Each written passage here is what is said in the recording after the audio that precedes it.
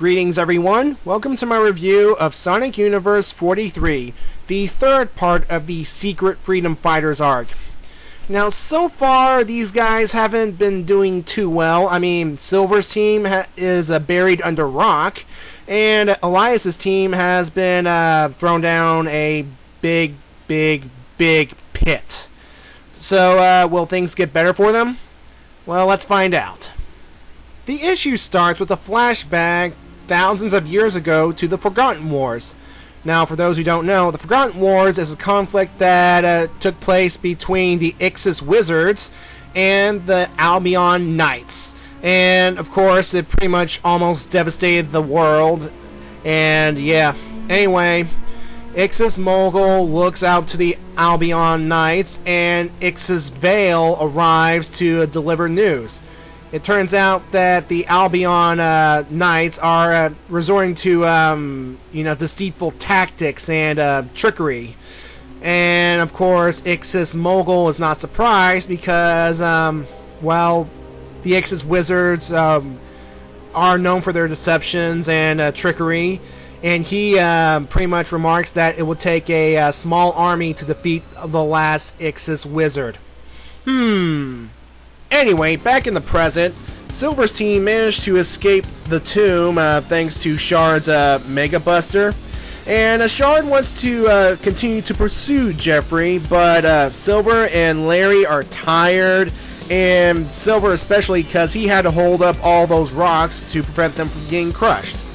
And then, of course, at that point, Shard starts to change color, which indicates that he needs to conserve his energy. Anyway, they are resting, and thankfully they still have the tracking device on Jeffrey's hoverboard. Speaking of who, he manages to go into the hole in New Mobotropolis, and he pretty much is like, I can't believe this was much harder than expected. Those guys. And then, of course, he entered the chamber where Good King Super Ugly Face resides, and jeez!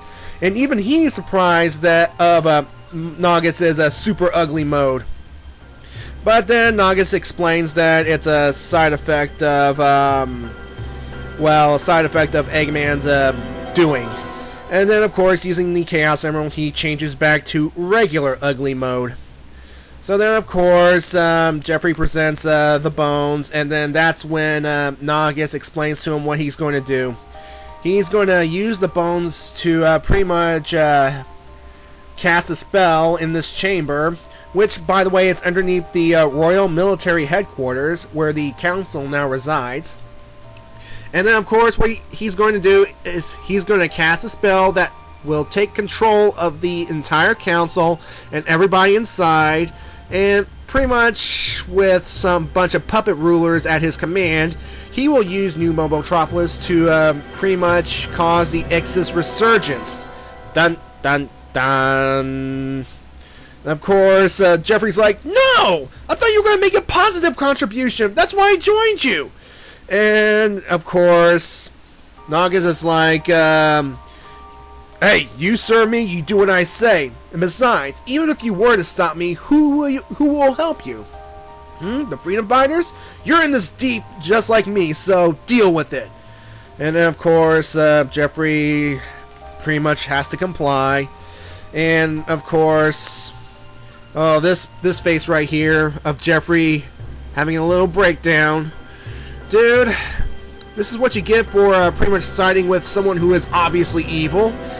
You have to admit, you gotta start feeling sorry for the poor guy. He just wants to do the right thing, but more on that later. Anyway, back in Secret HQ, Harvey, who is pretty much berating Silver's team for pretty much not catching the skunk. But then, of course, they have the excuse of having an opponent who not only has magic, but has special training. And these guys are pretty much new to the whole spy thing. But they did remark that they planted the tracking device on his hoverboard, which led straight to the hole right back in town. And of course, Harvey Who says it's no coincidence that Elias's team also went down this hole earlier to track Nagus. And of course they've lost contact, so Harvey sent Silver's team to track him to see what happened to them. And so once they get down the hole, they took a quick look around until they were ambushed by, well, the Wolf Twins. And of course, Elias pops out saying, "Hold your fire, everything's cool." And so they pretty much are explaining the situation to each other, why this hole, why the secret chamber, and why those bones. And then, of course, while they're discussing their next plan of action, Jeffrey just happens to stumble by the area, and he recognizes the shard on Shard's chest as being from Metal Sonic. And then we get this nice little flashback of the Secret Service actually recovering the shard portion from the destroyed Metal Sonic.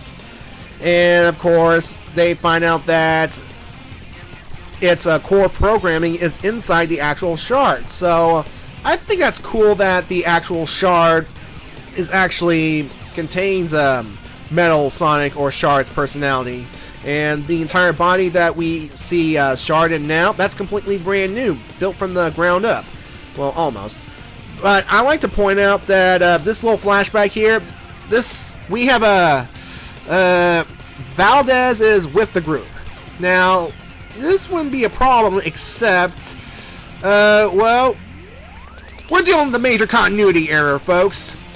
Essentially, this event took place after the event of issue 86 and 87, which dealt with Sonic and Tails fighting Shard before he became self-aware.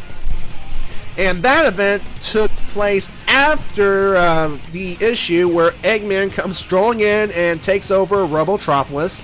And it was during that issue that Valdez was taken captive and roboticized trying to help people.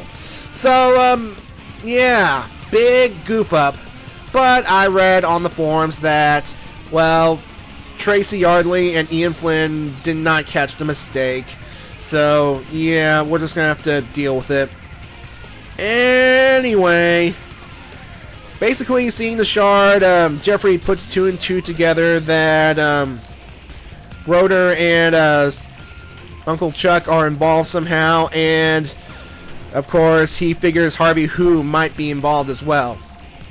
Anyway, Elias discusses that in order to figure out what exactly is going on, they decide to try to find Jeffrey and interrogate him, and he suggests using brute force.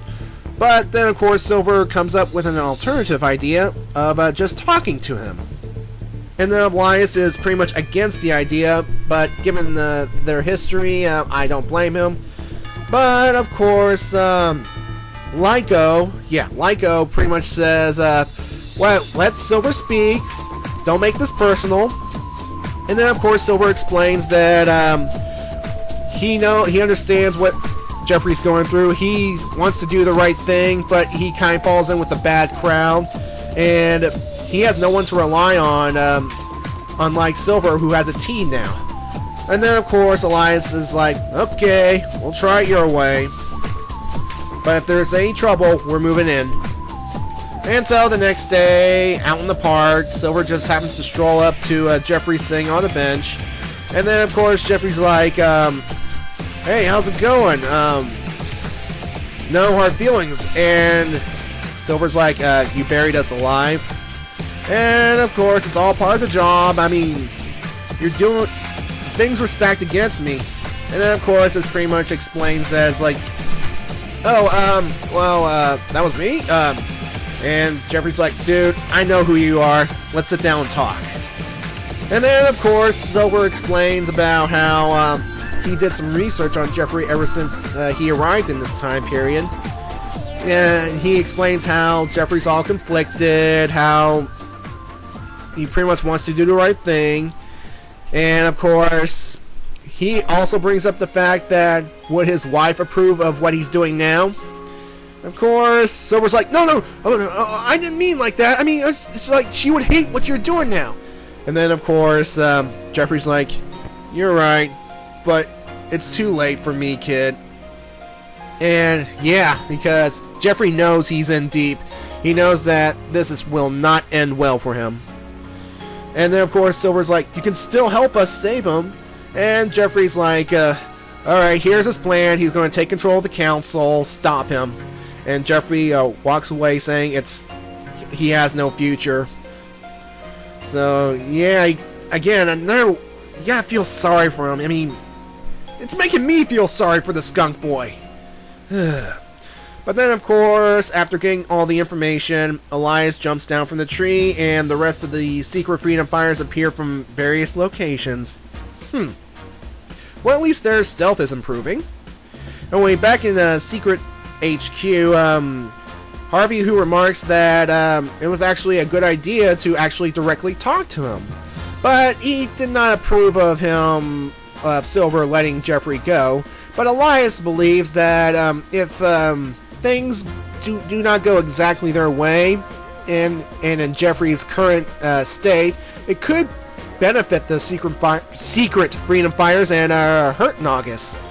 And of course, Harvey's like, you're starting to learn. You're starting to learn.